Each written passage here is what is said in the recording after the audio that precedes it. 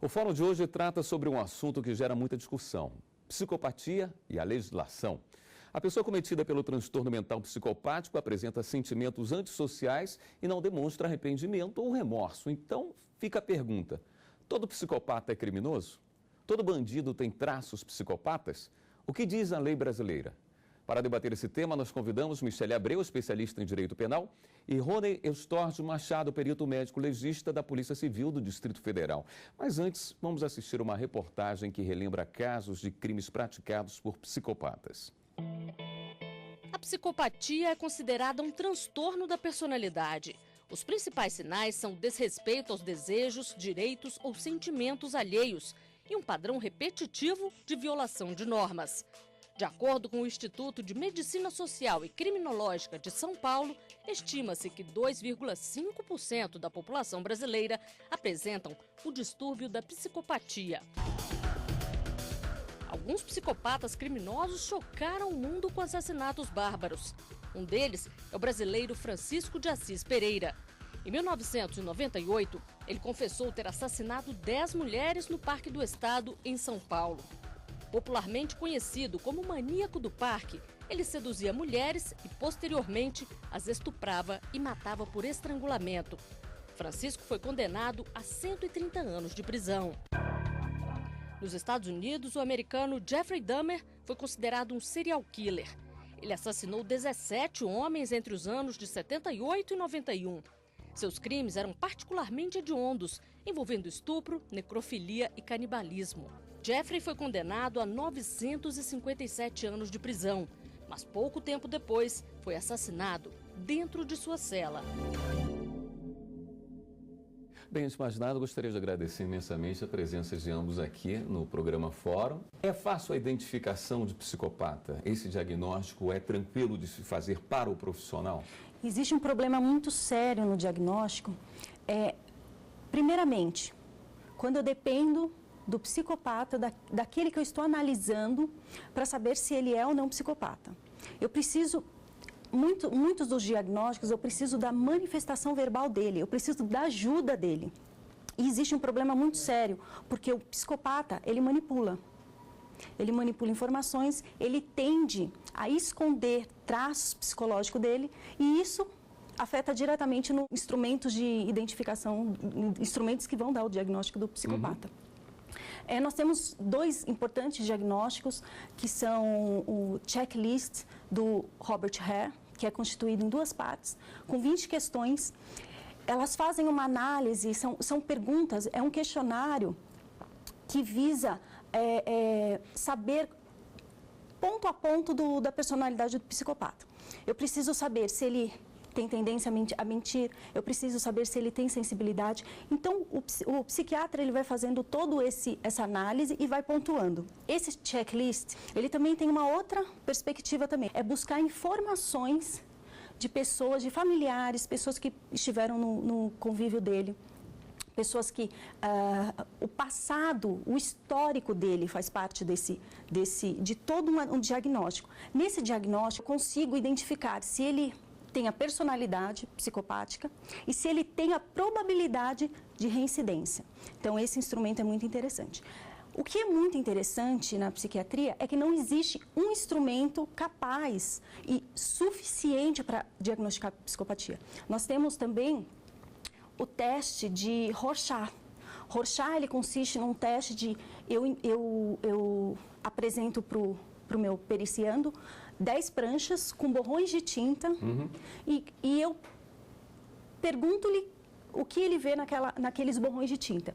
Dependendo dessa resposta, eu vou saber a personalidade dele. Eu vou saber se a personalidade dele é voltada ou não para o crime. Eu vou saber se a personalidade dele é psicopática. Então, eu dependo de vários instrumentos. Isso vai depender do psiquiatra que está fazendo o diagnóstico. Nós temos também, muito interessante, alguns testes que não dependem da manifestação verbal do psicopata. Tem por exemplo, submeter o psicopata a diversas descargas elétricas e ruídos fortes. Um psicopata, é muito interessante isso, um psicopata, ele não apresenta reação de medo. E essa é uma característica dele, ele não tem medo. Então, com tantas ferramentas, é relativamente simples para um profissional experimentado fechar um diagnóstico, não é? Não é tão simples, porque em que pese esses instrumentos serem bastante importantes, né, para um diagnóstico, temos que avaliar muito mais do que isso. Temos que avaliar como que foi a infância da pessoa, né, a que estresse ela foi submetida, a que tipo de abuso, o modus operandi do crime dela, se ela é contumaz na prática daquele crime, que tipo de crime. Entendeu? O comportamento geral, o funcionamento dela da sociedade. Então, são vários elementos da entrevista clínica que fogem um pouco ao escopo dos testes já preconizados. Certo.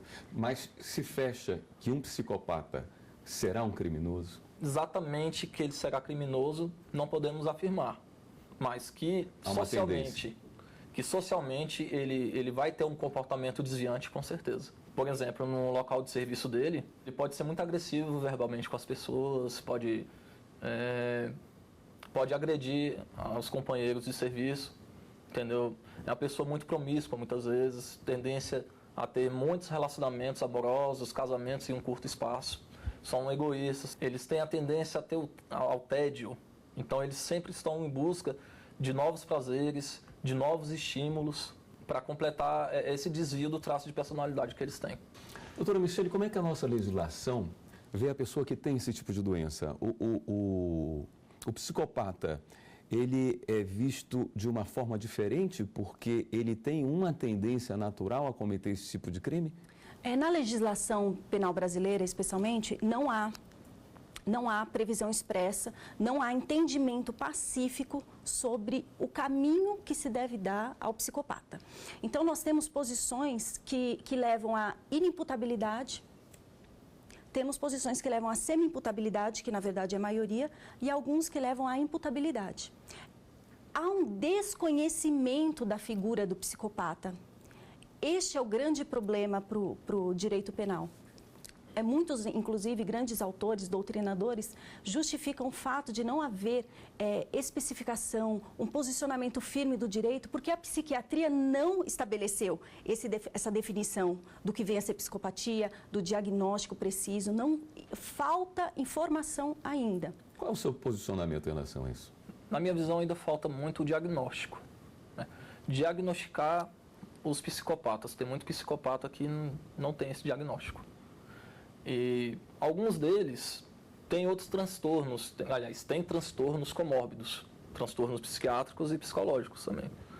Então falta um maior screening para detectá-los. Mas existe uma forma de se fazer isso antes do acontecimento de um crime? Por exemplo, é possível, através de alguns sintomas, alguns sinais, as escolas identificarem possíveis psicopatas? Certamente, só colocando que não tem como fazer um diagnóstico de psicopatia ou de qualquer transtorno de personalidade antes dos 18 anos. Mas por que antes dos 18 não é possível se fechar um diagnóstico? Porque os transtornos de personalidade, segundo a classificação internacional de doenças, eles só podem ser diagnosticados a partir dos 18 anos, quando a pessoa, o indivíduo, ele já tem a personalidade formada. Porque até os 18 anos ele ainda está formando a personalidade dele. E uma vez que é um transtorno de personalidade, então só podemos afirmar por este ou por outro caminho a partir dos 18 anos. Entretanto, antes dos 18 anos, um psicopata ele já dá indícios através de transtorno de conduta, que é característico nas crianças. Só podemos diagnosticar transtorno de conduta nas crianças ou nos adolescentes. Então, eles têm a tendência a serem delinquentes juvenis, a serem desafiadores. E isso tudo são indícios que podemos observar que um psicopata teve da infância e na adolescência. E aí um tratamento precoce poderia segurar um pouco esse ímpeto, essa vontade de atuar dessa forma dos psicopatas? A impulsividade, com relação talvez à impulsividade, mas o traço de personalidade não tem como ser modificado. O psicopata nasce psicopata e ele vai morrer psicopata. O psicopata, nascendo psicopata, ele já apresenta os traços psicopáticos desde a infância. Então, nós temos o transtorno de conduta, nós temos uns critérios que vão diagnosticar esse transtorno de conduta, que vem a ser evasão de escola, fuga de casa, agressões a animais, maltrato a animais. É muito comum no psicopata. Na infância, ele possivelmente maltratou animais, maltratou pessoas. A criança que já apresenta estes sinais é preocupante. Já é preocupante, a família deve procurar psicólogo, psiquiatra e especialistas. Não existe tratamento, não existe cura. Psicopata nasceu psicopata e ele vai viver psicopata e ele vai morrer psicopata. O que pode acontecer é determinados tratamentos farmacológicos inibir certo grau, a periculosidade, a impulsividade, na verdade. A personalidade, ele vai continuar sendo psicopata. Mas a gente pode dizer que existem graus diferentes de psicopatia ou não? Tem até uma escala. É interessante notar que os psicopatas, eles não têm dificuldade no juízo moral da situação. Eles sabem o que é certo, o que é errado, o prejuízo que vai acarretar para a família, de quem, X ou Y. Eles sabem de tudo isso. Mas ele, por livre e espontânea vontade, por livre escolha, decide praticar a si mesmo. Porque eles não conseguem ter uma conduta ética, eles são antiéticos. Mas eles sabem o que estão fazendo. Então, eles têm a plena capacidade de entender o caráter lícito e de se determinar de acordo com esse entendimento. Nós vamos para um rápido intervalo e voltamos já com o programa Fórum. Estamos de volta com o Fórum. Hoje estamos conversando sobre psicopatia e legislação. É preocupante quando se fala num diagnóstico precoce de algum tipo de problema que pode levar a pessoa a sofrer algum tipo de preconceito da sociedade. De qualquer forma, por tudo que os senhores me falaram no primeiro bloco, das características de um psicopata, eu teria que perguntar, seria interessante a sociedade ter algum tipo de defesa em relação às pessoas que nascem com esse tipo de transtorno? A psicopatia afeta, além do indivíduo, afeta a família e todo o meio social que ele convive. O psicopata é extremamente perigoso.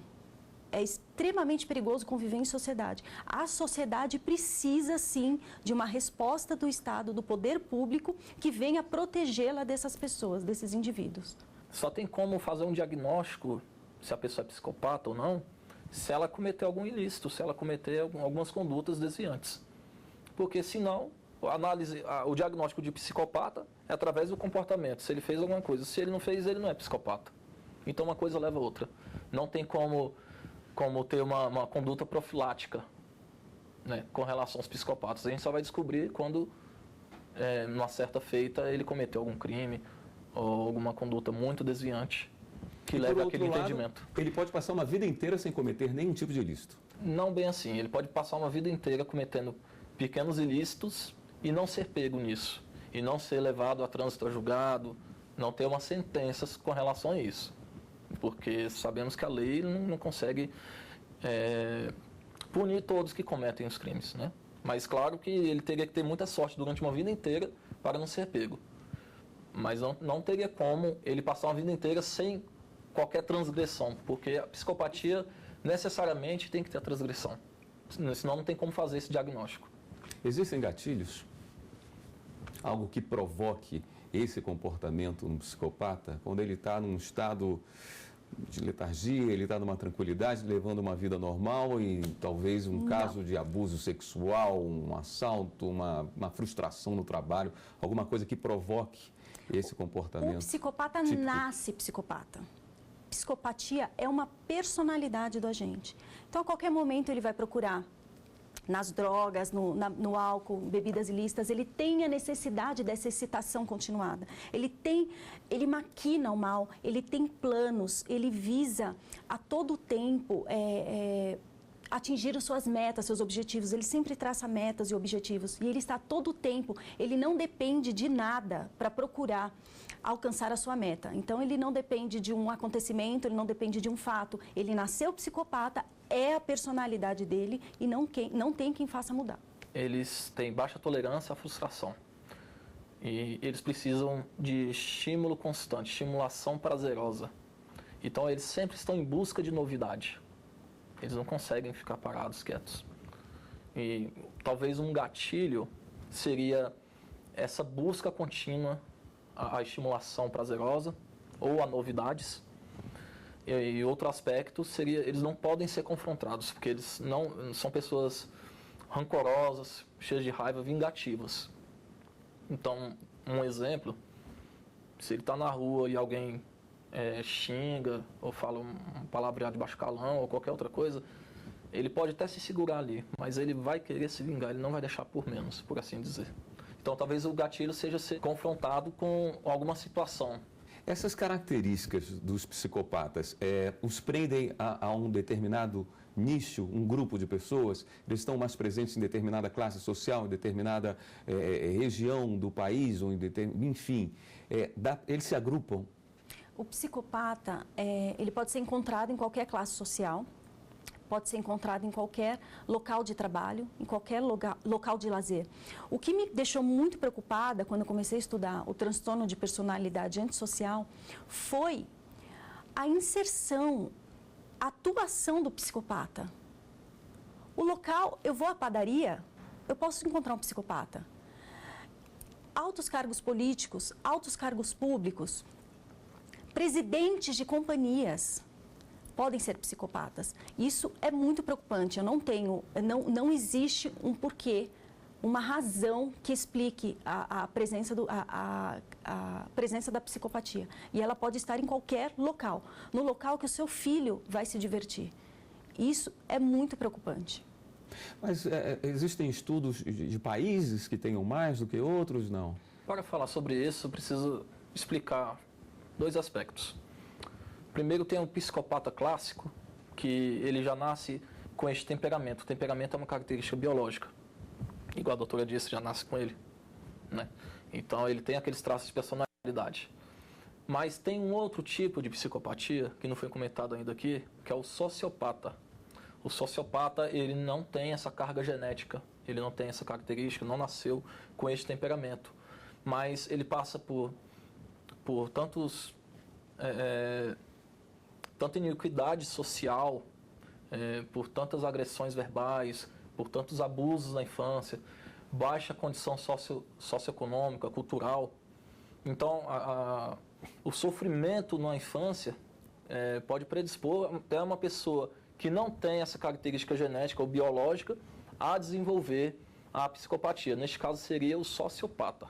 Então, em países onde tem muita guerra civil, por exemplo, ali no Oriente Médio, eles desde pequenos têm essa característica de estarem sofrendo abusos ou sofrendo agressões. Então, essa condição de um país pode sim favorecer o surgimento de sociopatas. Importante deixar claro que os graves crimes, os crimes que causam maior clamor público, maior comoção social, eles não necessariamente foram praticados por psicopatas. Isso é muito importante nós falarmos. Nós temos doenças, transtornos mentais, como esquizofrenia, por exemplo, as psicoses, as falsas percepções da realidade que alteram toda a visão do portador, por exemplo, da esquizofrenia, e ele comete crimes absurdos. Serial killer não é necessariamente psicopata.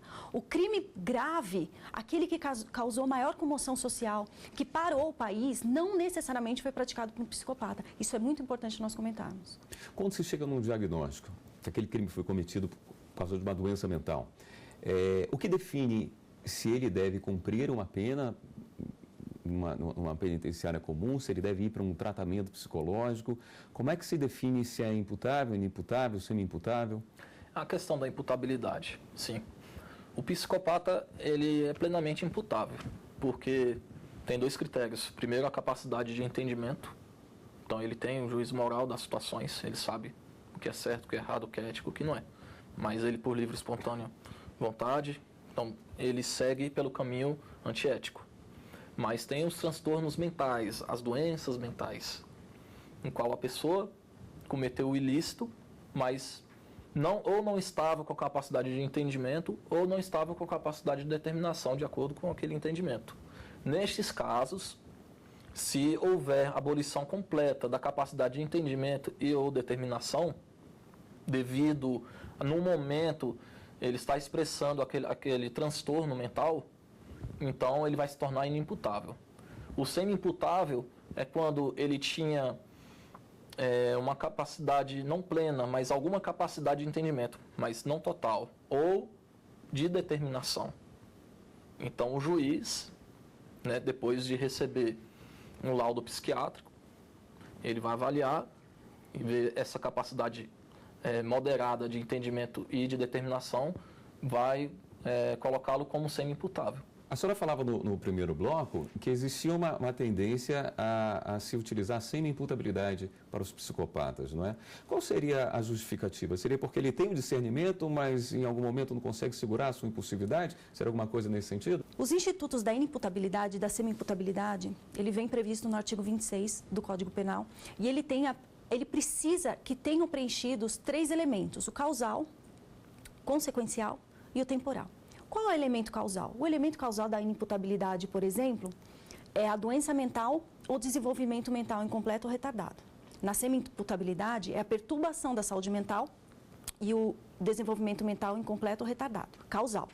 A consequência para ser considerado inimputável é que ele seja inteiramente incapaz de conhecer o caráter ilícito do fato ou de determinar-se de acordo com esse entendimento. E da mesma forma o semi-imputável, só que ele é parcialmente incapaz. Então, em razão da doença mental ou desenvolvimento mental incompleto, ele é inteiramente incapaz, e em razão da semi-imputabilidade, da perturbação da saúde mental e do desenvolvimento mental incompleto ou retardado, ele é parcialmente incapaz de entender o caráter ilícito do fato ou de determinar-se de acordo com esse entendimento. E nós temos o elemento temporal. O elemento temporal o quê? Que todas essas situações, o elemento causal, consequencial, tenham sido presentes no momento dos fatos, na ação ou na omissão. A jurisprudência, decisões monocráticas, tem se posicionado há um tempo já sobre a semi-imputabilidade do psicopata. Por quê? Porque o psicopata, ele não é doente mental.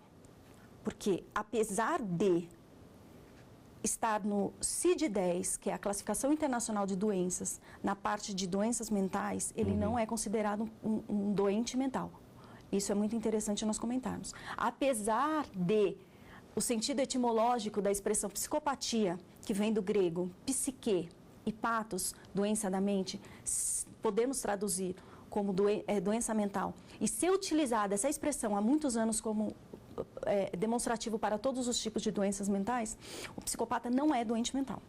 A partir daí, nós já excluímos a inimputabilidade. O problema está na semi-imputabilidade e na imputabilidade. A semi-imputabilidade depende da perturbação da saúde mental. A tendência em considerar o psicopata semi-imputável está justamente no elemento consequencial. A jurisprudência, os juízes têm entendido que ele até entende que o que ele está praticando é ilícito, mas ele não é inteiramente capaz de parar quando ele deve, a capacidade de autodeterminar-se de acordo com esse entendimento. Então, tem esse grande problema. O problema em considerar o psicopata como semi-imputável está no elemento consequencial. Ele conhece o caráter ilícito do fato, mas ele tem dificuldade em autodeterminar-se de acordo com esse entendimento. Bom, estamos chegando ao fim do programa de hoje. Tratamos sobre psicopatia e legislação. Eu conversei com Michele Abreu, especialista em direito penal, e Rony Eustorgio Machado, perito médico legista da Polícia Civil do Distrito Federal. Você quer rever esse programa? Acesse o site da TV Justiça, tvjustiça.jus.br.